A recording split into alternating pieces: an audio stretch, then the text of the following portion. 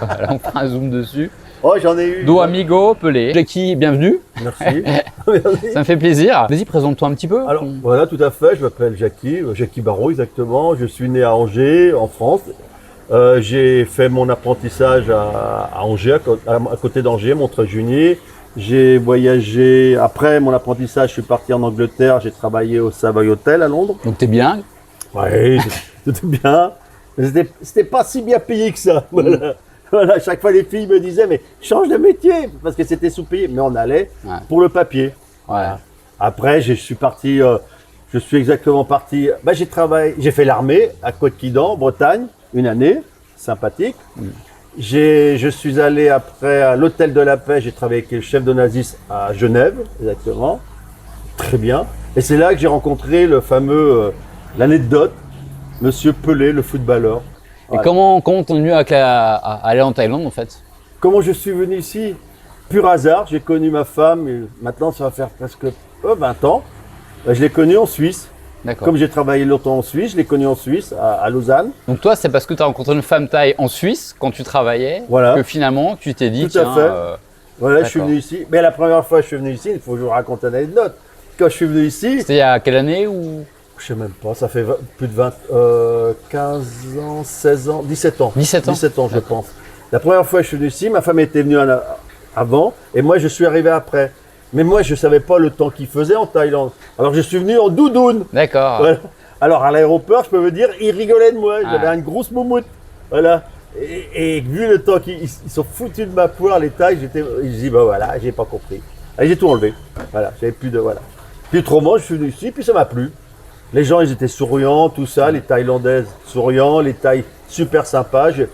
Et voilà. Et après, tous les ans, on venait ici. En fin de compte, on venait ici. Ah oui, tu n'es pas resté là dès la première fois? Non. Je suis venu après tous les ans parce que mon entreprise qui s'appelle Jackie Show en Suisse, je devais être là. Je suis resté 15 jours la première fois, ainsi de suite. Jackie Show, c'est bien du club Dorothée ou Tout à fait. C'est du club Dorothée. Et les gens, même à Chiang Mai, quand je dis aux Chinois que c'est Jackie Show, on le dit une fois, ils s'en souviennent tout le temps. Ouais. Alors je leur dis bien Jackie Show, mais pas Jackie Chang, hein. C'est Jackie Show. Alors ils rigolent tout le temps. Alors c'est ça là. Et ils n'ont pas attaqué Jackie Show pour une entreprise qui se nomme Jackie Show? Non, parce que je me suis renseigné. En Suisse, Jackie Show n'est pas sauvegardé. D'accord. Voilà, tout à fait. Okay. Et en Thaïlande, non plus. Quand tu dis une boîte là-bas en Suisse, c'était un restaurant? C'était quoi? J'avais créé ça, c'était une cuisine centrale. Et j'ai commencé à livrer des repas pour les écoles, les garderies, les crèches. On avait commencé à 80 enfants et au bout de 10 ans, on approchait les 2000 repas par jour. Voilà. On avait entre 30 et 40 employés et une 14 de voitures. Alors de Lausanne, on livrait jusqu'à Genève et on livrait jusqu'à Aigle. Donc ça fait à peu près une centaine de kilomètres. Et après du coup, ça a été quoi le déclic pour dire un jour j'arrête et je vais vivre en Thaïlande en fait? Parce que j'étais, vous savez, quand vous faites 12-13 heures tous les jours non-stop pendant 10 ans pour créer cette entreprise, je savais qu'un jour ou l'autre, je voulais vendre. Et je disais, puis le propriétaire des murs, il m'a proposé de l'acheter. Bah, j'ai dit, ah ouais, prends. Voilà. Voilà. Puis c'est comme ça, c'est parti. Puis je suis arrivé ici, puis je ne voulais plus travailler. Et puis 8 ans après, me voilà dans un restaurant, dans un complexe hôtelier. D'accord. Voilà. Pendant 8 ans, tu as pu travailler ou… J'ai pas travaillé du tout pendant 8 ans. Tu étais à Chiang Mai? J'étais à Chiang Mai. Et tu faisais quoi de tes journées? Rien. J'étais heureux. D'accord. Le seul souci que j'avais, c'est quand je me levais à 10h ou 11h le matin, j'ai dit, je vais manger où? Ouais. à midi. Ah oui, c'est vrai que quand on est chef, du coup, on fait quoi? On mange où à Chiang Mai au début parce qu'il… Alors au début, j'étais choqué parce que j'ai fait les restaurants français, normal, on veut aller voir ce que fait nos confrères. Et j'ai trouvé très cher. Et certains, c'était pas terrible. Pas terrible. Alors je m'étais dit, un jour ou l'autre, si un jour j'ouvre un restaurant, je le ferai pour les tailles et à des prix abordables. Voilà. Et puis voilà, c'est reparti comme ça. Ma petite histoire, je suis venu ici parce que la réputation forcément elle était extrêmement positive. Et je voyais le menu et je voyais, j'ai 150 bahts le plat, c'est pas cher pour un Français. Et c'était 150 bahts le menu. Et donc j'ai eu 3 plats. Ah, tout à fait. J'ai halluciné. Du coup après j'ai culpabilisé, j'ai pris un truc à boire parce que j'ai dit il perd de l'argent. Et c'est vrai. J'ai dit je peux pas manger que pour 150 bahts 3 plats quoi sur un Français quoi. C'est un produit d'appel. Puis le midi je veux faire un plutôt familial. Je veux que ce soit les prix très corrects pour que les gens puissent venir. Voilà. C'est de la publicité. En fait. Voilà. Jackie vous donne de l'argent pour manger parce que du coup, il ne gagne rien. Mais c'est vrai. J'ai de la chance, j'ai pas de location. C'est moi qui en cuisine. J'ai peu de personnel. Voilà. Très peu. C'est pour ça que je me permets de faire ça. On peut parler de si tu as acheté, pas acheté, comment ça s'est. Tu dis que tu n'as pas de location, mais on peut dire que tu as acheté un terrain, une boîte, un truc. Voilà, tout à fait. Alors, on a créé avec ma femme une société. D'accord. Qui veut dire, je ne suis pas majoritaire. En Thaïlande, vous saurez que c'est les Thaïs qui sont majoritaires. Ils détiennent plus de 50%, 51%. Et moi, j'ai 49 ou 46%. D'accord. Et ta femme, elle reste? Elle a le reste, tout à fait. D'accord, ok. Voilà. Et donc, du coup, la société, c'est quoi exactement? C'est une maison? C'est le restaurant et l'hôtel. D'accord. Voilà. Et tout ce que j'ai acheté à côté, c'est au nom de ma femme. D'accord. Et vous avez des enfants? Oui. Moi, j'ai de mon côté, parce que c'est un remariage, j'ai de mon côté 3 enfants et ma femme a un enfant. Et vous deux ensemble? Non. Non, parce que je me pose des questions, c'est pour l'héritage après. Alors, l'héritage, en Thaïlande, vous pouvez choisir qui vous voulez. D'accord. Voilà. Vous pouvez vous déshériter votre fils. D'accord. Voilà. C'est style américain. D'accord. Voilà. Et donc, c'est prévu ou... Bah non, on veut plutôt aider la famille, les nièces, les trucs comme ça, si je vends ou... Voilà, c'est ça, c'est plus ou moins dans... Voilà, mais bon. Et ce qui m'intéresse, parce qu'on n'a pas beaucoup parlé sur la chaîne, voire même pas du tout, je pense, c'est la Thaïlande d'il y a 20 ans à maintenant. Qu'est-ce qui a évolué, qu'est-ce qui a changé, qu'est-ce qui t'a choqué, qu'est-ce qui est mieux, qu'est-ce qui est moins bien? Alors, qu'est-ce qui m'a choqué, c'est qu'ils s'adaptent très vite, les Thaïs. Ils s'adaptent très vite et j'ai trouvé que la première fois que je suis arrivé, j'étais sidéré. J'ai vu qu'on appelle ça un saumon cru enveloppé dans du riz. Pendant 2 heures, il l'a tenu au soleil. Et j'étais sidéré. J'ai dit, mais en Suisse ou en France, ça va pas. Au niveau hygiène, alors c'était néant du néant. Mais maintenant, j'ai vu qu'il, même dans les grandes surfaces, il faisait griller. Même chez Carrefour, parce que Carrefour avait un centre commercial ici, il faisait griller des poissons dans le centre commercial, un truc de folie, dans de l'huile qui était, je sais pas si c'était bonne ou quoi, ou comestible, un truc de folie. Mais maintenant, ils ont tout changé, ils ont évolué au niveau des frigos, ils ont tout.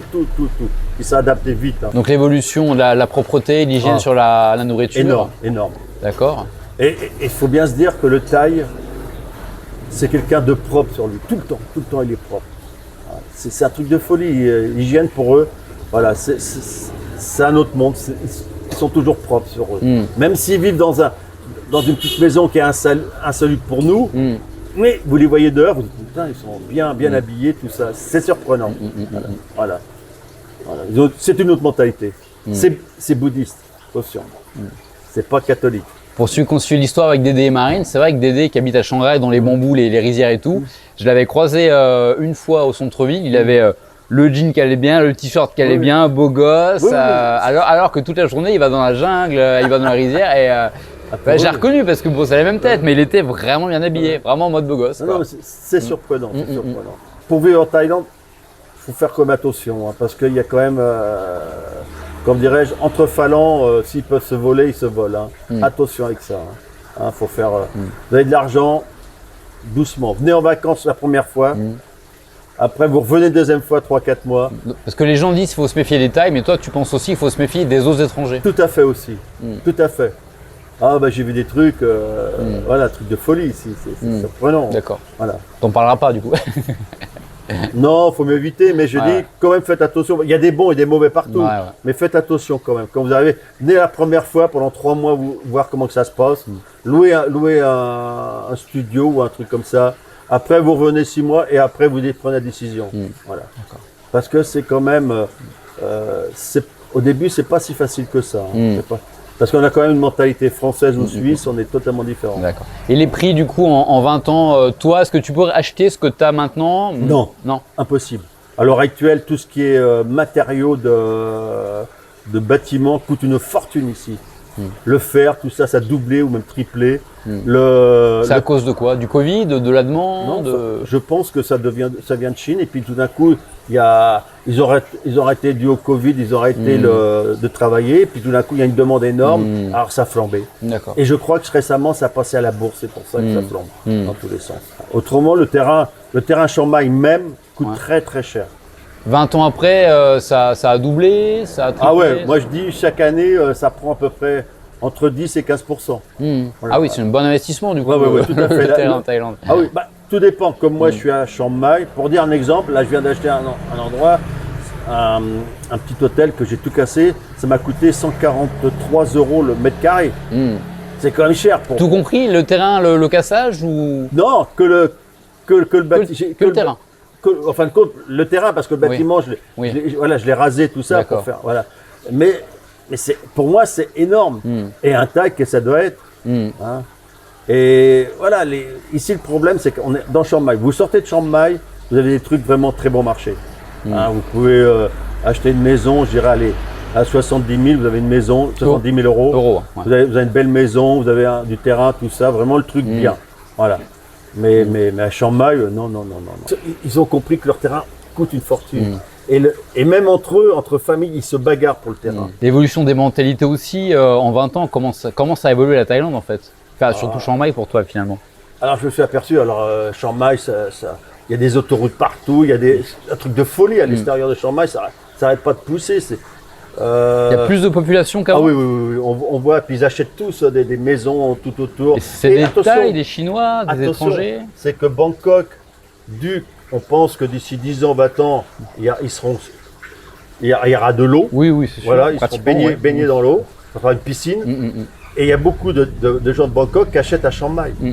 Et en plus, le climat il est meilleur parce qu'il y a en Thaïlande, il n'y a que deux saisons et qu'à Chiang Mai, il y a 3 saisons. Voilà. Et ça change complètement. On a 3-4 mois de fraîcheur, comme dirait l'autre. Il y a toujours les gens qui brûlent leur terrain, que ça fait la pollution tous les ans. C'est un problème. Mais ils sont en train de le résoudre, mais ils sont pas pressés pour ça. Comment ils pourraient résoudre ça en fait?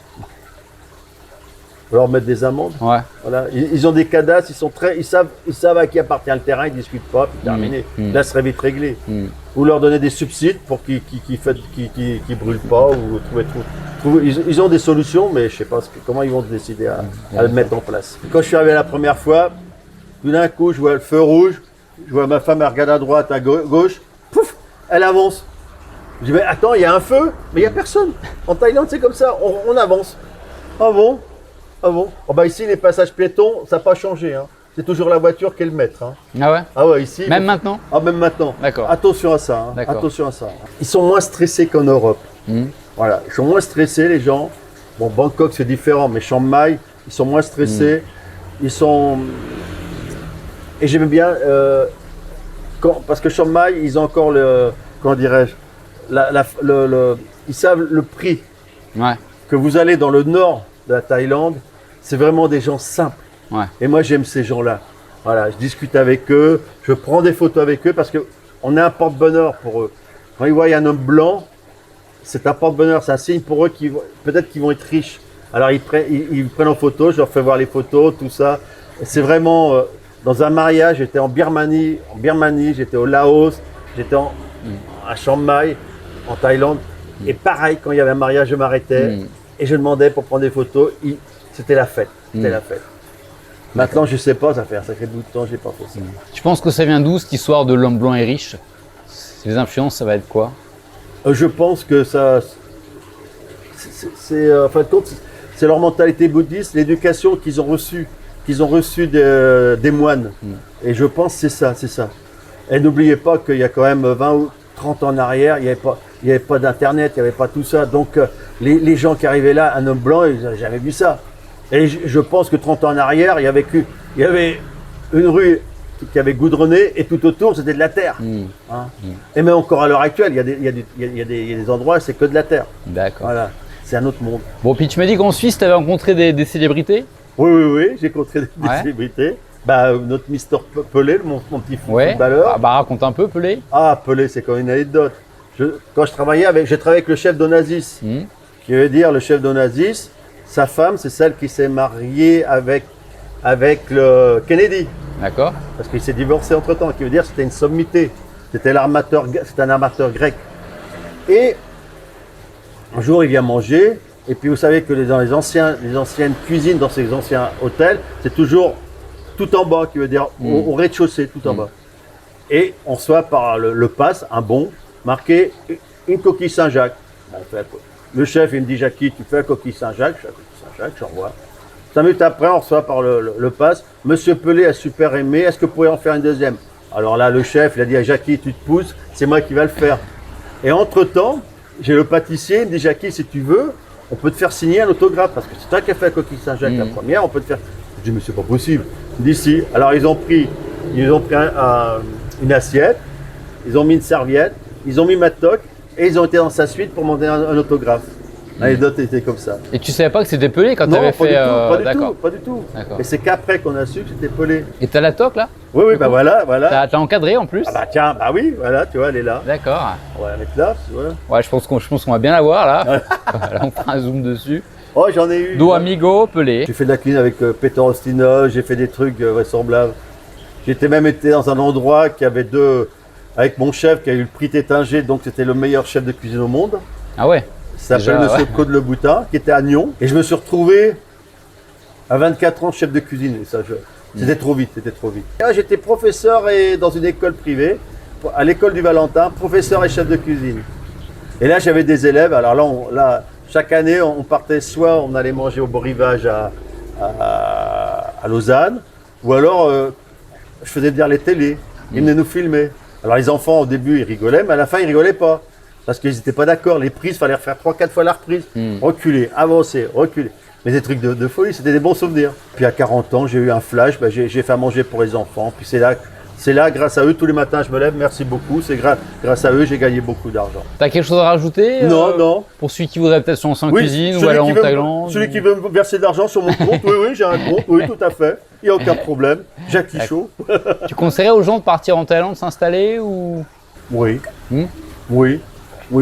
Tout dépend dans quelle branche. Parce que maintenant, la concurrence, il y a 20 ans en arrière, il n'y avait pas beaucoup de restaurants français. Il y en avait à Bangkok, il y en avait peut-être 2, 3. Hein. Maintenant, il y en a partout. Ouais, j'en ai vu pas mal ici, je crois. Ouais. À Chiang Mai, aussi, il y en a partout. Quand je suis venu, il n'y avait que 3-4 restaurants français. Et je ne vous dis pas, les restaurants français, il y en a qui craignaient. Hein. Ils ont évolué, beaucoup évolué. Hein. C'est partout pareil, c'est dur maintenant. Bon. Ok, je te remercie, Jackie. Merci beaucoup. On va manger. Hein. Oui, je vais manger. Non, je vais travailler, moi, je ne veux pas manger. Allez, ok, merci.